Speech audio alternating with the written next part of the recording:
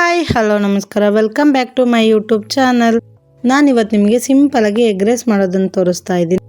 ಅದರಲ್ಲೂ ಬ್ಯಾಚುಲರ್ಸ್ಗೆ ತುಂಬಾ ಬೇಗ ಅಟ್ರ್ಯಾಕ್ಟ್ ಆಗೋವಂಥ ಎಗ್ ರೈಸ್ ಇದು. ನಾನು ಇದಕ್ಕೆ ತೊಗೊಂಡಿದ್ದೀನಿ 4 ಮೊಟ್ಟೆ, ಒಂದು 4-5 ಹಸಿಮೆಣ್ಸಿನ್ಕಾಯಿ, ಸ್ವಲ್ಪ ಬೆಳ್ಳುಳ್ಳಿ, ಕೊತ್ತಂಬರಿ, ಪುದೀನ ಮತ್ತು ಈರುಳ್ಳಿ ಸಹ ತೊಗೊಂಡಿದ್ದೀನಿ. ಒಂದು ನಿಂಬೆಹಣ್ಣು ಕಟ್ ಮಾಡಿ ಇಟ್ಕೊಂಡಿದ್ದೀನಿ.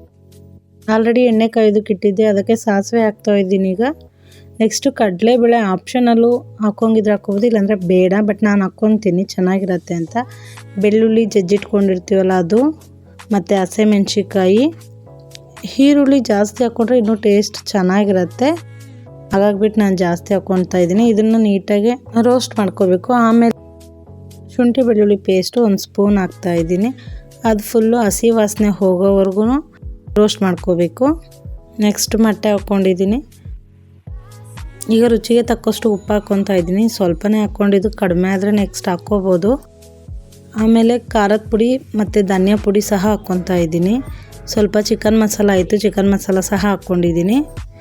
ಒಂದು ನಿಂಬೆಹಣ್ಣಲ್ಲಿ ಅರ್ಧ ಕಟ್ ಮಾಡಿ ಇಟ್ಕೊಂಡಿದ್ದೆ, ಅದನ್ನು ಸಹ ಇವಾಗ ಹಿಂಡ್ಕೊತಾ ಇದ್ದೀನಿ.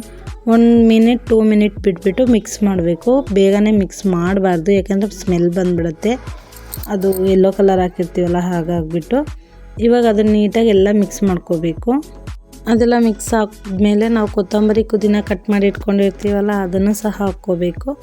ಅದನ್ನು ಹಾಕ್ಕೊಂಡ್ಬಿಟ್ಟು ಮಿಕ್ಸ್ ಮಾಡ್ಕೋಬೇಕು. ಈಗ ಇಲ್ಲಿ ನೋಡಿ, ಇಷ್ಟು ಮಿಕ್ಸ್ ಮಾಡಿದ್ದೀವಲ್ಲ, ಅಷ್ಟಾದರೆ ಸಾಕು. ನೆಕ್ಸ್ಟ್ ನಾನು ಆಲ್ರೆಡಿ ರೈಸ್ ಮಾಡಿಟ್ಕೊಂಡಿದ್ದೆ, ಅದನ್ನು ಸಹ ಇವಾಗ ಹಾಕ್ಕೊತಾ ಇದ್ದೀನಿ. ಇಲ್ಲ ನಾವು ಗೊಜ್ಜು ಫಸ್ಟು ಸ್ವಲ್ಪ ಎತ್ತಿಟ್ಕೊಂಡ್ಬಿಟ್ಟು ಹಾಕ್ಕೊಂಡ್ರೂ ಓಕೆ, ಇಲ್ಲ ನಾವು ಹಾಗೇ ಮಿಕ್ಸ್ ಮಾಡ್ಕೊತೀವಿ ಅಂದ್ರೂ ಓಕೆ.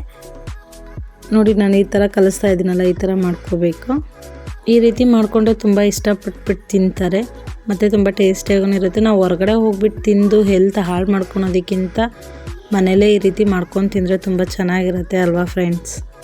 ಮತ್ತು ಎಗ್ ರೈಸ್ ಪೌಡ್ರು ಸಹ ಸಿಗುತ್ತೆ. ಎಗ್ ರೈಸ್ ಪೌಡ್ರ್ ಹಾಕಿದರೆ ಇದೆಲ್ಲ ನಾವು ಹಾಕೋಂಥ ಇದೇ ಇರಲ್ಲ, ಬಟ್ ಅದೊಂದೇ ಹಾಕ್ಬಿಟ್ಟು ಮೊಟ್ಟೆ ಹಾಕ್ಬಿಟ್ಟು ಮಿಕ್ಸ್ ಮಾಡಿಕೊಂಡ್ರೆ ಸಾಕಾಗತ್ತೆ.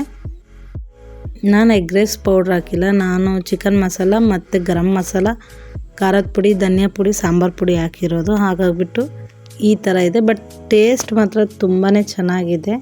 ಇದೇನು ಜಾಸ್ತಿ ಹೊತ್ತು ಆಗೋಲ್ಲ, ಜಸ್ಟ್ 5-10 ಮಿನಿಟ್ಸ್ ಒಳಗಡೆ ಆಗೋಗ್ಬಿಡುತ್ತೆ ಬೇಗನೆ. ಐ ಹೋಪ್ ನನ್ನ ವಿಡಿಯೋ ಎಲ್ಲ ನಿಮ್ಗೆ ಇಷ್ಟ ಆಗಿದೆ ಅಂದ್ಕೊತೀನಿ. ಇಷ್ಟ ಆಗಿದೆ ಲೈಕ್ ಮಾಡಿ, ಶೇರ್ ಮಾಡಿ, ಫ್ಯಾಮಿಲಿ ಫ್ರೆಂಡ್ಸ್ ಜೊತೆ.